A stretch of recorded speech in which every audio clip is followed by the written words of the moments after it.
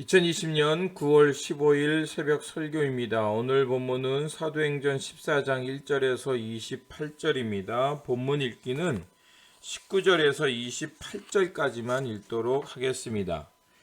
유대인들이 안디옥과 이고니온에서 와서 무리를 충동하니 그들이 돌로 바울을 쳐서 죽은 줄로 알고 시외로 끌어내치니라.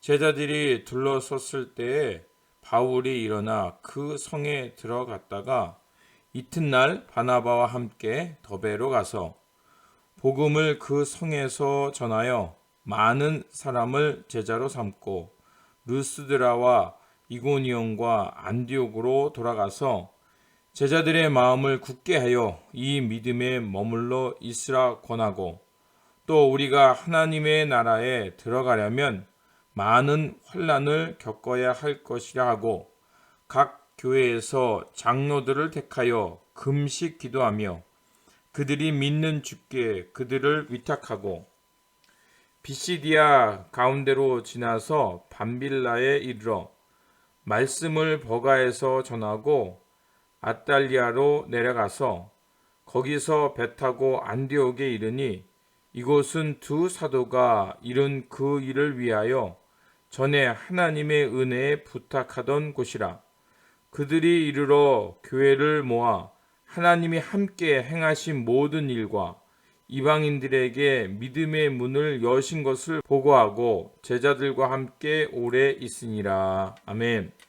오늘 본문 말씀은 바울의 1차 선교 여행을 마무리하는 말씀입니다. 바나바와 바울은 이고니어에 당도하게 됩니다. 그리고 전과 같이 유대인들 회당에 들어가서 복음을 전합니다. 그때 유대인과 허다한 헬라인들이 복음을 믿게 됩니다. 하지만 그 중에서도 불순종하는 유대인들도 있었습니다. 그럴수록 두 사도는 더욱 주님을 의지해 가며 담대하게 복음을 전하고, 또 주님께서 도우셔서 많은 기적과 표적이 일어나게 됩니다. 하지만 두 사도들을 통해 복음의 능력이 많이 나타났지만 또한 이와 반대로 그들을 반대하는 사람들도 나타납니다. 그래서 바울과 바나바는 루스드라와 더베로 가게 됩니다. 이를 통해서 알 수 있는 것이 있습니다. 그것은 복음이 임하는 곳마다 소란이 일어난다는 것입니다. 이 소란은 세상을 걸려 넘어지게 하는 걸림돌이 아니라 진리와 의의 세계로 깨어나게 하는 하나님의 선한 역사를 향해 나아가게 하는 소란입니다. 그렇게 구원의 기쁜 소식은 결코 사람들이 막을 수 없으며 계속해서 온 세상을 향해 퍼져나간다는 것입니다.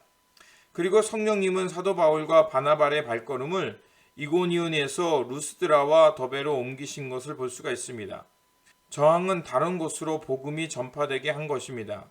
그리고 그곳에서 평생 걸어보지 못한 사람을 걷게 하는 능력을 나타내게 합니다. 그러자 사람들은 놀라며 바나바를 제우스로, 바울을 헤르메스 신으로 칭송합니다. 본문 11절과 12절입니다. 무리가 바울이 한 일을 보고 루가오니아 방언으로 소리질러 이르되, 신들이 사람의 형상으로 우리 가운데 내려오셨다 하여 바나바를 제우스라 하고 바울은 그 중에 말하는 자이므로 헤르메스라 하더라.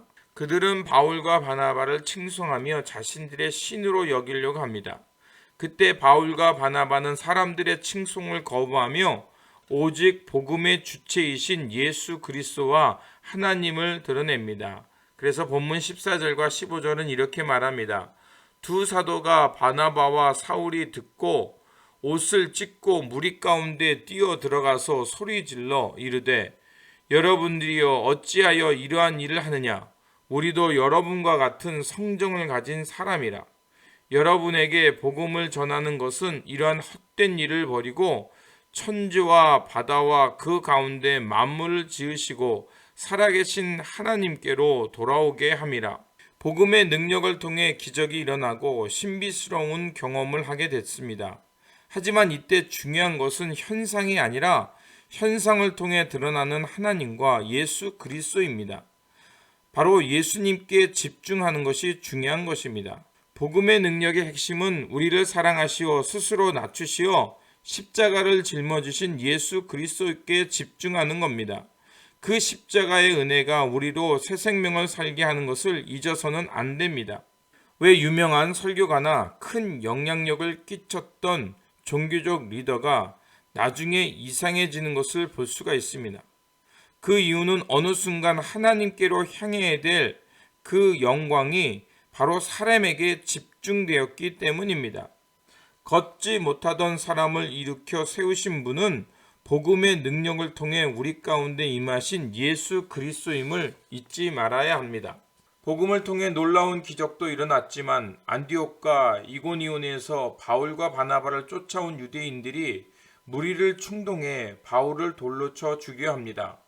결국 선동된 사람들에 의해서 사도 바울은 돌에 맞아 거의 죽게 될 지경에 이릅니다.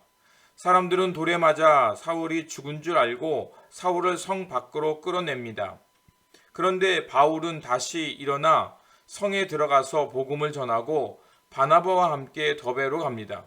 그곳에서 변함없이 복음을 전하며 주님의 제자들을 세우고 다시 이고니오와 안디옥으로 돌아가서 교회 지도자들에게 믿음을 잃지 않도록 격려하며 하나님 나라에 들어가려면 많은 환난을 겪어야 한다고 말하며 안디옥으로 돌아갑니다.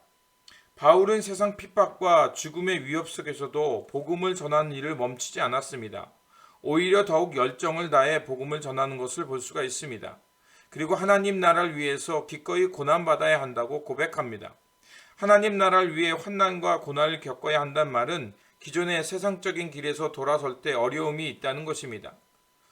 빌립보서 1장 29절에서는 이렇게 말합니다. 여러분이 그리스도를 믿을 뿐만 아니라 그를 위해서 고난도 받은 것은 그리스도를 위해 여러분이 받는 특권입니다. 디모데후서 3장 12절에서는 또 이렇게 말합니다.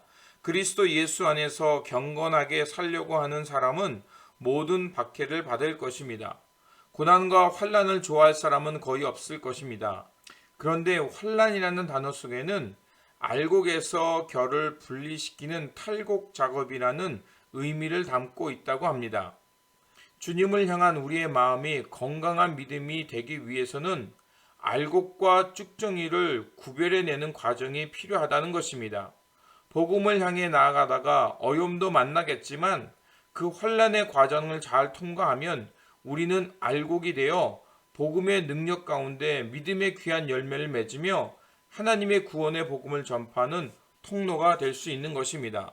그러므로 우리가 하나님 나라를 알리는 사역자로 부름받았음을 알고 어려움과 환난이 있지만 그 과정을 잘 통과하여 알곡이 되어 굳건한 믿음으로 땅끝까지 복음을 전파하며 사명을 잘 감당하는 주님의 신실한 제자들 되시기를 바랍니다. 기도하겠습니다.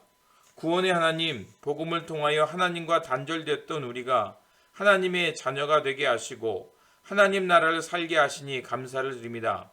복음의 능력으로 새 생명 얻었사오니 땅끝까지 이뤄 구원의 기쁜 소식을 전하는 사명자로 살게 하여 주시옵소서.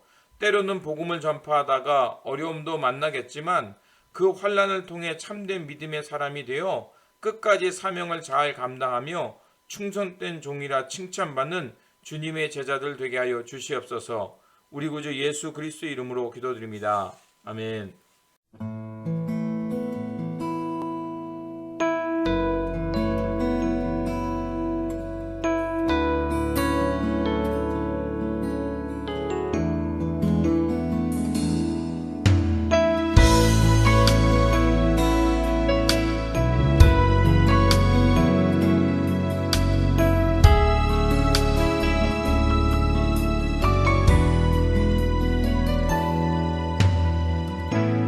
믿